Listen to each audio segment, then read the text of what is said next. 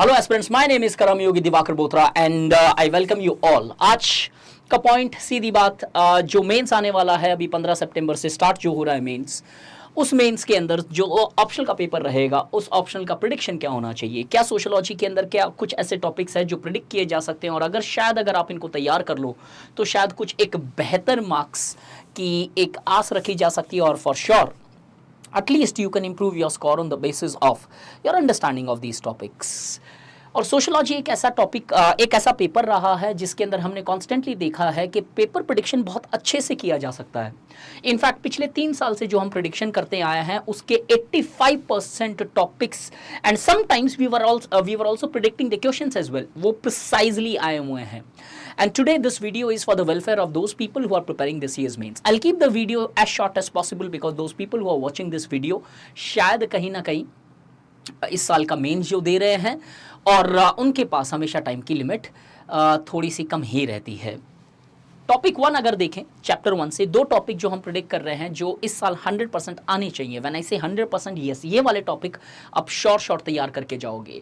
एक रिचुअल के जैसे यूरोपियन मॉडर्निटी हमेशा आया है, बट जो चीज़ आपको ध्यान रखनी है वो कन्वेंशनल टॉपिक जो मॉडर्निटी से रहा है कि इवोल्यूशन या बर्थ कैसे हुआ सोशियोलॉजी का यूरोपियन मॉडर्निटी, वो यूरोपियन मॉडर्निटी से बाहर निकल के ओवरऑल होलिस्टिक एक नेचर ऑफ मॉडर्निटी पे आ रहा है, जहां पे कई बार वो इंडिया का वर्ड भी मेंशन कर देता है और किसी टाइम पे वो एक इवोल्यूशन की बात करता है on the basis of modernity. एक जो थंब रूल मैं अभी आपको सजेस्ट करूंगा कि पोस्ट मॉडर्निटी के कुछ फीचर्स देख लो। Obviously it's not possible for me to cover the details of modernity and post modernity, बस एक क्लू दे देता हूं। Anthony Giddens on modernity and post modernity Google search करना, 6-7 पॉइंट है, वो 6-7 पॉइंट लिख के रख लो। वो 100% आपको यूज करना है when a question comes here and when a question is more holistic, not just related to your European modernity. दूसरी चीज जो है कंपैरिजन, ये 20 मार्कर का क्वेश्चन नॉर्मली आता है, लेकिन अगेन यहाँ पे जो चेंज देखी जा रही है वो कन्वेंशनल कंपैरिजन किसी एक सब्जेक्ट से नहीं बट एक holistic comparison sociology with social science से कर रहा है। इधर आपको एक पैटर्न जरूर दिमाग में रखना चाहिए कि पॉजिटिविस्ट और नॉन पॉजिटिविस्ट जो चैप्टर 2 में आप पढ़ते हो उन दोनों का यूज जरूर हो यहां पे। इस टॉपिक के अंदर जो मैं पर्सनली बिलीव करता हूं, पॉजिटिविज्म या तो एक स्टैंडर्ड इंट्रोडक्शन बनता है या एक स्टैंडर्ड कंक्लूजन बनता है। So what I would recommend is, आज शायद 10-20 मिनट एक्स्ट्रा लग सकते हैं, लेकिन आप एक स्टैंडर्ड इंट्रो और कंक्लूजन एक कंपैरिजन के लिए बना के रख लो। बहुत सारे स्कॉलर्स ने बहुत अच्छे स्टेटमेंट्स दिए हैं, हावर्ड बेकर है, एंथनी गिडन्स है, हर्बर्ट मार्क्यूज है, देयर गुना मर्डियाल है, देयर आर स्कॉलर्स। आप 2-3 स्कॉलर्स को लिख के रखो, एक ऐसे फर्रे बना लो 5-10 पेज के जहां पे आप उनको रिवाइज करोगे just immediately before your paper 1 sociology। Coming to chapter 2, ये 2 टॉपिक है जो certainty रखते हैं as far as this year's mains is concerned। The first one is sociology and science। ये इसलिए क्योंकि common sense और sociology and science का जो comparison है वो काफी टाइम आता है और दोनों में से एक टॉपिक आता है। चैप्टर 1 में हमको लगता है कि कॉमन सेंस नॉलेज नहीं आना चाहिए इस साल, और साइंस का मैं सो श्योर हूं कि I can see this is one of the short topic which I can say in the entire paper 1 if you have to prepare. Sociology और साइंस की एक रिलेशनशिप, एक एसेंस मैं आपको बता दे रहा हूं। साइंस एक ऑब्जेक्टिव माना जाता है और सोशियोलॉजी एक ऑब्जेक्टिव एक टाइम पे माना गया जब पॉजिटिविस्ट डोमिनेट करते थे, लेकिन जैसे जैसे ह्यूमन वैल्यूज को वो स्टडी करते चले गए वो ऑब्जेक्टिविटी कम होने लगी। बिकॉज जब आप वैल्यूज को पढ़ते हो तो लोगों का सोच, विचार, आइडियोलॉजीज, बिलीफ सिस्टम्स और एक रिसर्चर की भी बिलीफ सिस्टम्स इंपैक्ट करती है स्टडीज को। यू कैन नॉट, बट एक जो चीज आपको पेपर में लिखनी है कि अगर सोशियोलॉजी साइंस है कि नहीं is a debate which is long dead as पर Anthony Giddens. Science and scientific method has no relevance in contemporary time in the sphere of sociology, Anthony Giddens बोलते हैं। बट इससे आगे जाके ये समझो कि क्या अगर सोशियोलॉजी साइंस मान भी लिया जाए तो क्या वो सोशियोलॉजी के बेहतरी के लिए है या फिर सोशियोलॉजी को शायद उससे नुकसान होगा। इस पॉइंट ऑफ व्यू से थोड़ा सा कंक्लूड करना। So the debate is not whether a particular discipline is science और not, because even in contemporary time the science is becoming interdisciplinary with the rise of artificial intelligence। We often see that science have started inculcating those human values in the machines which were considered as absolutely scientific। तो जब artificial intelligence को आप use कर ले जाओगे यहां पे तो एटलीस्ट कम से कम वो 1 या 1.5 मार्क ज्यादा मिल जाएगा, more than that average which you normally get. दूसरा जो टॉपिक है, मुझे लगता है मेजर थियोरिटिकल स्ट्रैंड पिछले 5 साल में काफी इंपॉर्टेंट हो चुका है। आई डू अंडरस्टैंड एथनो और फिनो को डायरेक्टली पूछ लिया गया है और मल्टीपल टाइम पूछ लिया गया in past 5 years, but yet ये 2 टॉपिक ऐसे जिसमें शायद थोड़ी सी क्लियरिटी कम है। माई रिकमेंडेशन इज एक एथनो का 2 पैरा का नोट्स लिख के रखो और एक फिनोमिनोलॉजी का लिख के रखो। अब डिपेंडिंग अपॉन वो ऑन्टोलॉजी पूछ रहा है, एपिस्टेमोलॉजी पूछ रहा है, इंडिविजुअल पूछ रहा है, रिफ्लेक्सिविटी पूछ रहा है, उसके बेसिस पे शायद ये दोनों अप्रोचेस को आप अच्छे से समझ सकते हो। So my recommendation, please do study Fino and ethno methodology, because normally symbolic interactionist और वेबेरियन हार्मोनेटिकल अप्रोच तो आपका क्लियर होता है because of the thinkers being your syllabus part, but ये दोनों अप्रोच प्लीज पढ़ के अच्छे से जाओ। इसमें क्वेश्चन आने से स्कोरिंग मार्क्स ज्यादा लाने की प्रोबेबिलिटी भी ज्यादा है, because majority of the aspirants are almost absolutely poor as far as this particular topic is concerned. Coming to chapter 3, yes, one thing let me make in chapter 3, precise prediction तो नहीं किया जा सकता, because ये chapter के ऊपर जब questions आए हैं बहुत इंपॉर्टेंट आए, इनफैक्ट 40-40 मार्क्स तक के क्वेश्चन इस चैप्टर से पूछे गए हैं, जो इस चैप्टर को सबसे ज्यादा इग्नोर किया जाता है almost by all the coaching institutions, and more importantly coaching करे सो करे, स्टूडेंट भी कर रहे हैं उसको ignore. Obviously for precise prediction possible नहीं है, but I certainly feel that the concept of validity specifically is definitely going to make an impact this year. अब validity topic को अच्छे से तैयार करो। अगर आपके पास किताब है तो हरलंबस में validity को 3-4 पेज में बहुत अच्छे से समझाया गया है, टाइप्स ऑफ वैलिडिटी क्या हो सकती है, do have a look to that, measurement validity क्या होती है, इंटरनल वैलिडिटी क्या होती है, इकोलॉजिकल वैलिडिटी क्या होती है, please do read that up. एक बार वैलिडिटी वाला अच्छे से एस्पेक्ट क्लियर हो जाएगा, थिंग्स वुड बी इजी। मैं आपको एक कंटेंट यहां पे जरूर ऐड करके दे देता हूं, लिख के कर रख लेना। वैलिडिटी जो है क्वांटिटेटिव रिसर्च के अंदर ऐसा माना जाता है होती है, जो पॉजिटिविस्ट रिसर्च होता है। क्वालिटेटिव रिसर्च के अंदर वैलिडिटी हमेशा क्वेश्चनेबल रखी जाती है, क्योंकि जनरलाइजेशन होती नहीं है, और ज्यादातर क्वालिटेटिव स्टडीज जो है एक ग्रुप स्पेसिफिक या इंडिविजुअल स्पेसिफिक या सिचुएशन स्पेसिफिक होता है, तो जनरलाइजेशन नहीं की जा सकती है। बट अगर किसी रिसर्च को वैलिड माना जाए, किसी भी रिसर्च को वैलिड मानने का तरीका क्या होता है कि वो बहुत अच्छे से चीजें समझा रहा है as it is, it measures precisely what it tries to measure. अब quantitative research on face value क्योंकि सिर्फ फैक्ट पढ़ता है इसलिए वो वैलिड है, बट रियलिटी में क्वालिटेटिव रिसर्च की वैलिडिटी ज्यादा होती है, बिकॉज क्वालिटेटिव रिसर्च में हिडन वैल्यूज और फैक्ट्स दोनों को लिया जा रहा है, क्वांटिटेटिव पे नहीं। इसको नोट करके जरूर आपके कंक्लूजन का part banana when a question comes on validity, और वैलिडिटी को शायद वो क्वालिटेटिव या थियोरेटिकल स्टैंड से कनेक्ट कर दे। Second topic, qualitative research technique, और इसके अंदर भी स्पेसिफिकली केस स्टडी, इसके अंदर भी specifically content analysis, document analysis, conversational analysis, ये वाला पार्ट, बायोग्राफिकल मेथड्स। बायोग्राफी हो सकता है अब नहीं पूछे क्योंकि बहुत शॉर्ट स्पैन पहले ही उसने पूछा, बट ये कंटेंट एनालिसिस वाले मेथड पढ़ने हैं। सर्टनली आपको अनस्ट्रक्चर्ड इंटरव्यू और ऑब्जर्वेशन को भी इतनी ही अहमियत देनी है, बट क्योंकि ये दोनों टॉपिक ऑलमोस्ट हर कोई बहुत अच्छे से पढ़ रहा है, यूपीएससी का शिफ्ट देखो, content, biography, focus group discussion, इन सब पे होने लगा। Please be ready with this because UPSC is going to hit you hard where you are the weakest. So these two topics I believe is more important when compared to hypothesis, validity, reliability, variables और sampling for that matter.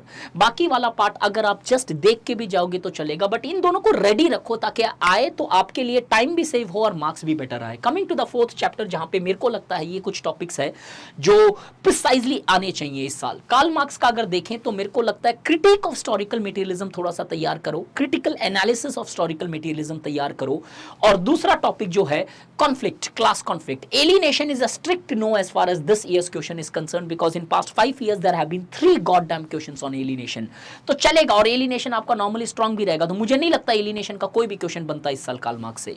Email Durkheim is one of the least important scholar, but yes as a ritual एक question तो आएगा ही आएगा हर thinker से, और मुझे ऐसा लगता है कि सुइसाइड इज द टॉपिक जो शायद इस साल 100% आ रहा है आपके पेपर के अंदर। Prepare the topic of suicide, although this is the least important scholar, but yet 10 to 20 marks एक क्वेश्चन तो आना ही आना है थिंकर से। सुसाइड को अच्छे से रेडी करो। सुसाइड का एक एसेंस मैं आपको इधर समझा दे रहा हूं। सुसाइड में डर्कहाइम सीधा सीधा ये जानना चाहते हैं कि क्या rate of suicide normally society के अंदर डिपेंडेंट किस पे है, क्योंकि वो सुसाइड को सोशल फैक्ट मान के चलते हैं, तो सोशल फैक्ट का कॉज किसी दूसरे सोशल फैक्ट में, और वो कॉज उन्हें मिलता है सॉलिडारिटी में। सॉलिडारिटी डिटरमाइन करती है कि are you prone to suicide और नॉट, सुसाइड रेट इंक्रीज होगा कि नहीं। फॉर एग्जांपल वॉर के टाइम में सॉलिडारिटी हाई रहती है सोसाइटी में तो सुसाइड रेट कम हो जाते हैं। फेस्टिवल्स के टाइम में सॉलिडारिटी हाई रहती है तो सुसाइड रेट कम हो जाते हैं। अब ये सॉलिडारिटी सबके अंदर तो है नहीं, एवरेज मेंबर में कॉमन हो सकती है, but there are people who may not have equal degree of solidarity. आप कब इंटीग्रेटेड हो सोसाइटी में, शायद ज्यादा हो सकता हूं या वाइज वर्सा। अब ये सॉलिडारिटी कितना है सोसाइटी में डिपेंड करता है इंटीग्रेशन, दो सोशल करंट में इंटीग्रेशन और रेगुलेशन पे। उसके बेसिस पे उन्होंने 4 टाइप की सुसाइड्स को प्रिडिक्ट किया। इसको थोड़ा सा समझ के जरूर जाना। Third topic, the most important scholar as far as this chapter according to me is Max Weber. Max Weber जिस साल आता है पेपर का कॉम्प्लेक्सिटीज बढ़ जाता है, because Max Weber is not a precise scholar. Max Weber does not talk give you a universal truth, the theories are always open to interpretations. और इसके अंदर मुझे जो पर्सनली लगता है Protestant ethics and spirit of capitalism and social action, ये 2 topic 100% ready होने चाहिए। और जो एक 50-50 वाले एक थॉट में है मेरे, वो है एक ideal type. I do understand authority वाले को मैंने शायद उस लेवल पे इंपॉर्टेंस नहीं दी है। आइडियल टाइप को इसलिए मैं 50-50 पे रखता हूं बिकॉज आइडियल टाइप हालांकि क्वेश्चन नहीं बनता है, बट येट उसके अंदर एप्लीकेशन, उसके अंदर करंट रेलेवेंस, सारी चीज़ों का बहुत अच्छा सा मिश्रण हो सकता है, कॉम्बिनेशन हो सकता है। And there is a possibility कि यूपीएससी आइडियल टाइप और सोशल एक्शन को कंबाइन कर दे इनफैक्ट। तो आइडियल टाइप इज समथिंग जो इन दोनों के अंदर फिट किया जा सकता है, एंड दैट्स द रीजन ये 2 टॉपिक को 100% तैयार करके चलना और थोड़ा सा नोवल कंटेंट ऐड करो। आज बैठ के प्रोटेस्टेंट एथिक्स और स्पिरिट ऑफ कैपिटलिज्म की थोड़ी सी नई इंटरप्रिटेशन देखो।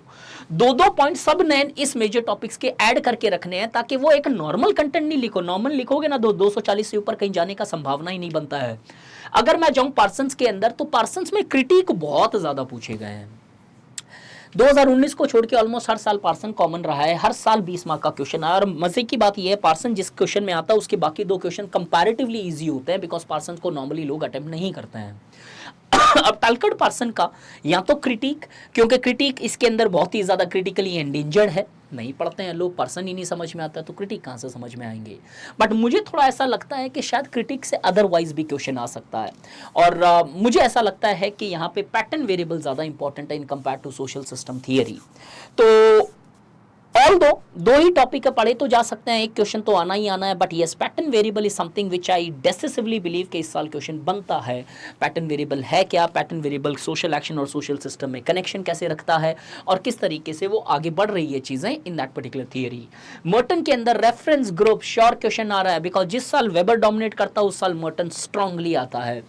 और मर्टन के अंदर रेफरेंस ग्रुप थोड़ा सा अच्छा से प्रिपेयर करके जाओ। डिवीएंस का करंट एप्लीकेशन काफ़ी समय से यूपीएससी ने पूछ लिया है, और जहाँ तक लैटेंट और मैनिफेस्ट है वो भी काफ़ी पूछा गया है। रेफरेंस ग्रुप को बहुत इग्नोर मारा गया है। In fact there is a possibility कि वो रिसरफेस कर जाए और suddenly people may be shocked. Reference group होता क्या है, एंटीसिपेटरी सोशलाइजेशन क्या है, नॉर्मेटिव ग्रुप क्या होता है, रेफरेंस कंपैरेटिव रेफरेंस ग्रुप क्या होता है, इसकी आज अहमियत क्या है, क्या रेफरेंस ग्रुप से चीज़ों को समझा जा सकता है, कंज्यूमरिज्म से अटैच करना, इसको कहीं ना कहीं क्लास कॉन्फ्लिक्ट से अटैच किया जा सकता है, संस्कृताइजेशन से अटैच किया जाता है। 4-5 पॉइंट एक यूनिक लिख के रखने हैं तुम्हें। आज यही गोल होना चाहिए सोशियोलॉजी से रिलेटेड। मीड, मुझे लगता है कि शायद मीड से कोई क्वेश्चन नहीं आना चाहिए। यस आई नो दैट कि सेरेमनी में एक क्वेश्चन तो बनता ही है, बट आई स्टिल फील कि मीड पे शायद इस साल एक क्वेश्चन बनता नहीं है। अब अगेन इस पे मैं कोई प्रिडिक्शन नहीं कर सकता हूँ कि द रीजन बीइंग टॉपिक ही एक है, तो उसमें प्रिडिक्ट क्या किया जाए मीड के अंदर। बट अगर मीड पढ़ते हो तो मीड को आप स्ट्रैटिफिकेशन में बहुत अच्छे से यूज कर सकते हो। सो वी स्ट्रिक्टली प्रिडिक्ट के एक ज़्यादा से ज़्यादा 10 मार्कर चॉइस में डाला जा सकता है मीड का, क्योंकि वो आपके सिलेबस में थिंकर के रूप में मेंशन्ड है। बट स्टिल मुझे ऐसा लगता है कि शायद क्वेश्चन नहीं बनता है जीएच मीड में इस साल। चैप्टर 5, और एक रीजन है नहीं बनता है, मर्टन और मीड को अल्टरनेटिवली लेके चला है यूपीएससी हमेशा, और जब मर्टन आता है तो मीड की पॉसिबिलिटी ऑलमोस्ट 0.1% हो जाती है। So that's the reason I feel कि Merton is for surely coming, and that to reference group is the most important critical point you should be controlling. Mead इसलिए we don't predict.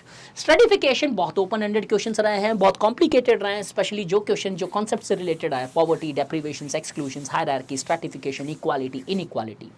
लेकिन 2 topic जो मुझे लगता है इस साल stratification में बनते हैं, 100% question poverty and deprivation. MPI का इंडेक्स भी आया, चीज़ें भी आई, बहुत डिबेट हुई है इस टॉपिक के ऊपर। ईपीडब्ल्यू में बहुत अच्छे आर्टिकल पॉवर्टी और डेप्रिवेशंस में आए हुए हैं, और ईपीडब्ल्यू एक बेस डॉक्यूमेंट बन जाता है कई बार अपने क्वेश्चंस का, जहां पे एज इट इज टॉपिक्स या आर्टिकल्स पूछ लिए जाते हैं क्वेश्चंस के फॉर्म में। Do be very certain, poverty की थियरीज, पॉवर्टी के थिंकर्स के ओपिनियन, डेप्रिवेशन का meaning, forms of deprivation of poverty में रिलेशनशिप क्या है। एक लाइन में बताऊं तो any poverty which does not measure the deprivations is nothing but an empty statistical box. Simple सी बात, क्योंकि पॉवर्टी अपने आप में एक डेप्रिवेशन का फॉर्म है। पॉवर्टी सिर्फ एब्सोल्यूट फॉर्म में नहीं है, रिलेटिव फॉर्म में भी मिलती है। थोड़ा सा एक अच्छे से स्टडी करके जाना immediately before the paper, and right now do add certain novelty as far as your content is concern. Sangwan साहब आपको 300 प्लस तो सर्टेनली नहीं दिलाएंगे, इस साल नहीं समझोगे तो अगले साल डेफिनेटली समझोगे। थियरीज के अंदर वेबर और मार्क्स का कंपैरिजन बनता है इस साल on their theory of stratification. या फिर जो दूसरा टॉपिक मुझे लगता है फंक्शनलिज्म नहीं, क्रिटिक ऑफ फंक्शनलिज्म को पढ़ के जाओ जो मेल्विन एंड ट्यूमिन साहब ने दिए हैं। ये दो टॉपिक अगर आप तैयार करते हो तो 99.1% your stratification would be sorted out. बाकी टॉपिक को अगर आप टच करके भी जाओ तो ठीक है, नहीं जाओ तो भी ठीक है। इससे आगे just a small information, our September batch have already started. I do understand this is a mains discussion right now, but yet if some people are watching this and some people want to get into our batch, do get into this batch and you will really feel the rhythmic change as far as sociological preparation is concerned. और ये सारा का सारा जो paper आज मैं बोल रहा हूँ प्रिडिक्शन या जो एक्सपेक्टेड क्वेश्चंस है जो मुझे लगता है आने चाहिए, इन सब का लाइव डिस्कशन होगा यूट्यूब के ऊपर once the paper is done. कोई वेट नहीं होगा कि शाम को करेंगे, कल करेंगे, आंसर्स बनाएंगे, वो सब काम नहीं है। जैसे ही आपका यूपीएससी का पेपर खत्म हुआ, ऑब्वियसली 15-20 मिनट आधा घंटा लग जाता है पेपर आते हुए, हाथ में आते हुए, अपलोड होते हुए, उसके बाद तुरंत डिस्कशन चालू हो जाएगा जिस दिन सोशियोलॉजी का पेपर खत्म होगा। ऐसा नहीं कि वो इवनिंग में होगा, पेपर 2 के बाद होगा, पेपर 1 के बाद, तुरंत विदाउट वेस्टिंग एनी मिनट और any time. Chapter 6, work and economic life. Work and economic life में absolutely no predictions are possible. I'm sorry to say that, friend, but yet बहुत सारे इंपॉर्टेंट टॉपिक है इस साल इसमें। इनकी थोड़ी सी सोशियोलॉजी ज़रूर पढ़ के जाओ, बिकॉज मैंने कुछ आर्टिकल्स भी बनाया स्टडी आईक्यू के ऊपर, इनके ऊपर। डोमेस्टिक वर्क का एक अंडरस्टैंडिंग लेके जाओ, automation, digitalization, gig economy, these are certain topic जो मुझे ऐसा लगता है क्योंकि इस चैप्टर में आते ही कंपैरिजन करंट इश्यूज है और ये सारे के सारे इश्यूज करंट में काफ़ी डोमिनेटिंग रहे, तो there could be certain sociology of automation, artificial intelligence, chat GPT, informalization जो हो रही है, गिग इकोनॉमी, मून लाइटनिंग, इन सब के वीडियो स्टडी आईक्यू के ऊपर बनाए हुए हैं। 15-20 मिनट लगेंगे, लेकिन अगर आप देख लेते हो तो आपको बहुत अच्छा सोशियोलॉजिकल परसेप्शन मिलेगा। बट यस, अगर टाइम फिर भी नहीं है तो एटलीस्ट 15-15 मिनट देख के इन टॉपिक्स को गूगल सर्च कर लो, सोशियोलॉजी ऑफ दिस, आपको कुछ आर्टिकल्स मिलेंगे, एक आर्टिकल से 10 पॉइंट भी बना के रख लोगे, your thing is sorted out. और इस चैप्टर के अंदर मार्क्स लाना बहुत आसान है अगर आप अप्लाई कर पाओ चीजों को। चैप्टर 7, पावर एंड पॉलिटिक्स, सबसे बड़ा चैप्टर पेपर 1 का और इनफैक्ट सबसे लीस्ट डास्ट चैप्टर है। इतने सारे टॉपिक है लेकिन यूपीएससी हमेशा या तो थियरी पे घूम रहा है और उसके अंदर भी elite, power elite, elite, power elite, Pareto, meals, इन्हीं के ऊपर चल रहा है। वो न मार्क्स देखा, न वेबर देखा, न पार्सन देखा, न स्ट्रक्चर फंक्शन देखा, न रॉबर्ट डैल देखा, मतलब एक ही थियरी पे मेजरली घूम रहे हैं। पिछले 4-5 साल में इलीट इलीट भरा हुआ है। दूसरा जो टॉपिक उसने पूछा है प्रेशर ग्रुप और सिविल सोसाइटी के ऊपर, बट यस, मेरा प्रेडिक्शन अदरवाइज है इस साल। मुझे ऐसा लगता है सबसे इंपॉर्टेंट टॉपिक जो पावर एंड पॉलिटिक्स में बनता है वो है एक आइडियोलॉजी। आइडियोलॉजी एक ऐसा टॉपिक है जहां पे बहुत अच्छे से तैयार भी कर सकते हो और शायद आपका तैयार भी होगा। आइडियोलॉजी का मीनिंग क्या है, डैनियल बेल क्या बोलते हैं, फुकुयामा क्या बोलते हैं, सैमुअल हंटिंगटन क्या बोलते हैं। There are people who are talking about end of ideology, Raymond Aron क्या बोलते हैं इनफैक्ट। तो एक बार इसको थोड़ा सा तैयार करके जाओ, आइडियोलॉजी का मीनिंग क्या है, आइडियोलॉजी की इंपॉर्टेंस क्या है, आइडियोलॉजी का यूज क्या है, आइडियोलॉजी की सिग्निफिकेंस क्या है और क्या डेथ ऑफ आइडियोलॉजी हुई है या नहीं हुई है।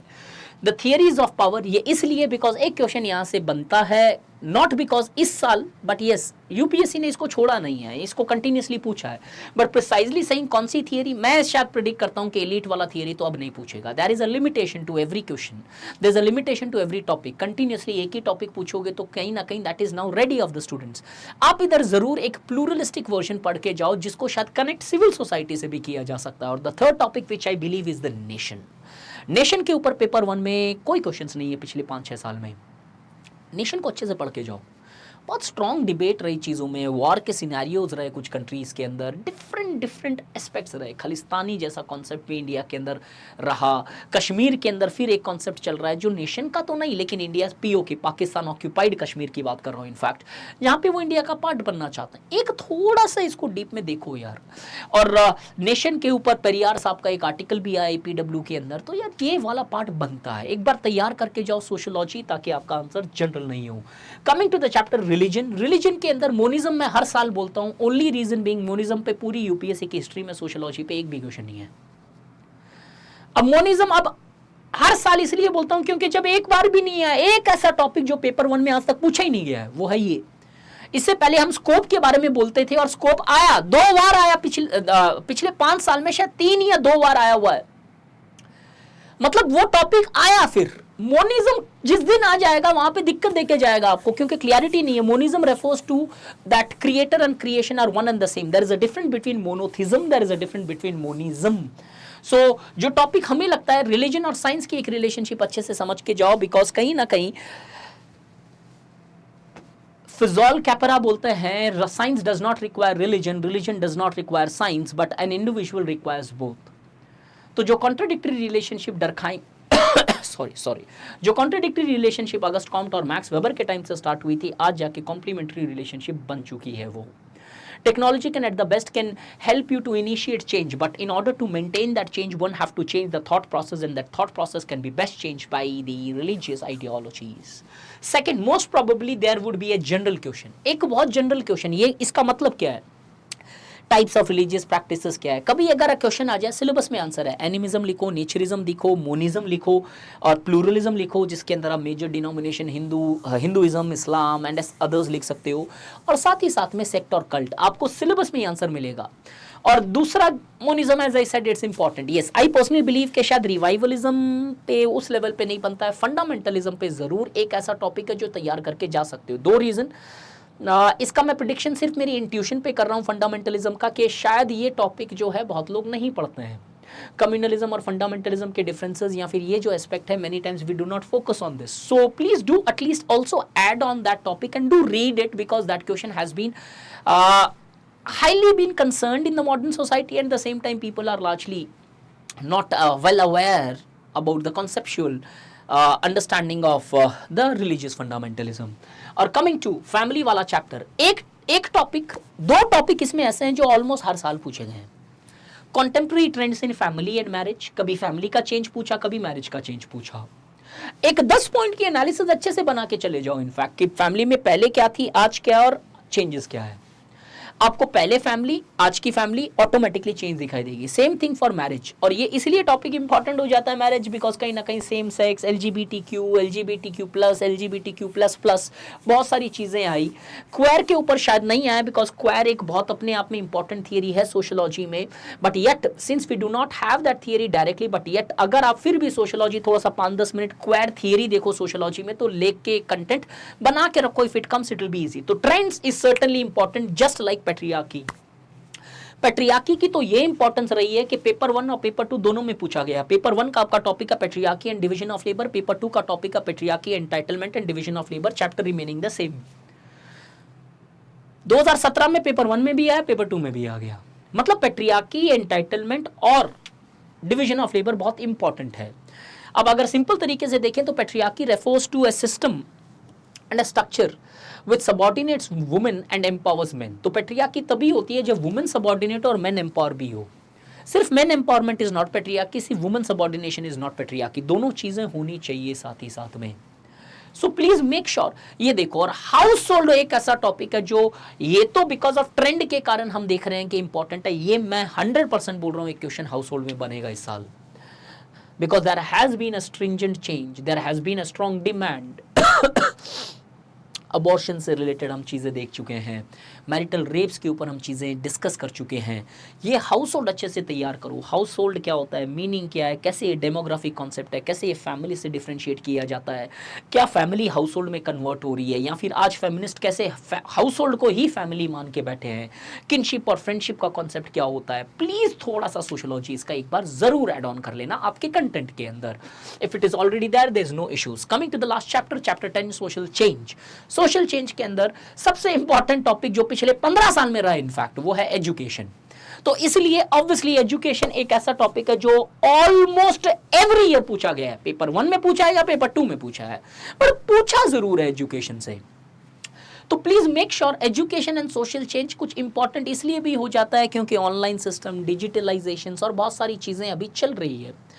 एजुकेशन और सोशल चेंज पे बहुत सारे सोशलॉजिस्ट है, 5 लिस्ट बनाओ इनफैक्ट 10 थिंकर की लिस्ट बनाओ, 5 जो बोल रहे हैं सोशल चेंज आता है एजुकेशन से, और 5 थिंकर जो बोल रहे हैं नहीं एजुकेशन स्टेटस को मेंटेन कर रहा है। Because question has been very simple, सीधा पूछ रहा है एजुकेशन ब्रिंग्स सोशल चेंज या education brings maintain status quo. 5 अगर आपके पास रहे आपका क्वेश्चन सॉर्ट आउट है। तो एजुकेशन का मीनिंग लिखो इंट्रोडक्शन के अंदर, फिर कैसे चेंज लाता है वो 5 थिंकर्स आपके पास हो, और कैसे शायद स्टेटस को मेंटेन करता है वो 5 थिंकर। तो ये 8 मिनट का क्वेश्चन 4 मिनट में हो जाएगा एग्जाम में, अगर ये आपके पास 10 थिंकर का कंटेंट है। और 10 थिंकर का मतलब कोई 2-2 पेज का नहीं, 2-2 3-3 लाइन का भी होगा तो चलेगा, चाहे वो बॉल्स एंड गिंटेट्स हो, टीवी बॉटमोर हो, एंड्रे बेतले हो, या फिर जॉन स्टुअर्ट मिल हो, या फिर फॉर एग्जांपल करुणा अहमद हो in the context of women, चाहे फॉर एग्जांपल यहाँ पे रोजमेरी हो पिंकिफिकेशन के फॉर्म के अंदर, या फिर गोल्ड थ्रोप की स्टडी हो यहाँ पे, या फिर फॉर दैट मैटर अगर हम देखें कामत साहब की इंडियन कॉन्टेक्स्ट के अंदर स्टडी है, थोड़े से 5-10 स्कॉलर एक एजुकेशन से रिलेटेड आप एक बार लिख के रखो। अल्थुजर आइडियोलॉजिकल स्टेट अपैरेटस, ग्राम्स्की जहाँ पे ऑल्टरनेटिव हेजिमनी और ऑल्टरनेटिव आइडियोलॉजी की बात करते हैं, थोड़ा सा यूज कर लेना please. A very very important topic. Coming to the next theories, ये साल सोशल चेंज का थियरी पे क्वेश्चन बनता है।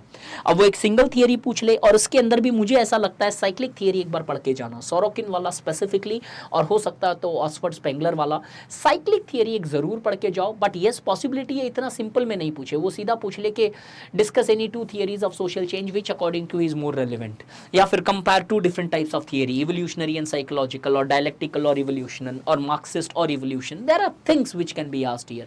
So this was something जो आपके साथ शेयर करना चाहता था। I hope these 15 to 20 minutes have been fruitful. और ये टॉपिक अगर आप लेके जाते हो तो आप आने वाले मेन सोशोलॉजी पेपर 1 में रिग्रेट नहीं करोगे। I bet you on this. Seriously. Best of luck to all of you. God bless you all. मेहनत करना, और टाइम मैनेजमेंट सबसे इंपॉर्टेंट है वहां पे। 2 कंटेंट अगर नहीं याद आ रहा है तो उसको पकड़ के बैठ के 2 मिनट खराब मत करना पेपर के अंदर, क्योंकि मेंस के अंदर अल्टीमेटली मैटर करने वाला है कि आपने क्या कॉम्प्रीहेंडिंग वे के अंदर वो 200-250 वर्ड के अंदर आंसर्स लिखे हैं। कंटेंट को अगर नहीं याद आ रहा है, try to write the thought of the scholar. Thinker का नेम वो लेवल पे इंपॉर्टेंट नहीं है, उनका थॉट उससे ज़्यादा इंपॉर्टेंट है। तो please do write that. Time management is most important. मैंने मेरे लाइफ में एक अटेम्प्ट में एक मिस्टेक की थी, wrong selection of the question. Please don't do that, क्योंकि कई बार आपने रॉन्ग क्वेश्चन सेलेक्ट कर लिया जब चॉइस में आता है, फिर वो आपके मार्क्स पीछे ले जाता है। अच्छे से देना बच्चा लोग, और यस अच्छे से लिखना। जो एक थंब रूल फॉलो करना चाहिए हर जीएस या सोशियो के पेपर्स में या किसी भी मेंस के पेपर में, अंडरलाइन करना। पहला अटेम्प्ट शायद मैंने अंडरलाइन किया होता तो आज मैं डीआईजी रैंक में पहुंच गया होता। प्लीज़ अंडरलाइन करना, बिकॉज अंडरलाइनिंग बहुत मार्क्स देती है। छोटी छोटी बातें आप शायद इग्नोर कर देते हो, और ऐसा नहीं कि लास्ट में 10 मिनट बैठ के मैं अंडरलाइन कर लूँगा, नहीं, पूरा टाइम नहीं मिलेगा पेपर पढ़ने का। तुरंत अंडरलाइन करते जाओ, पेन पेंसिल जिससे भी हो। ऑब्वियसली रेड इंक मत यूज़ करना, जो पेन है उसी से अंडरलाइन करो, that is more than sufficient. Thank you so much, God bless you all, take care.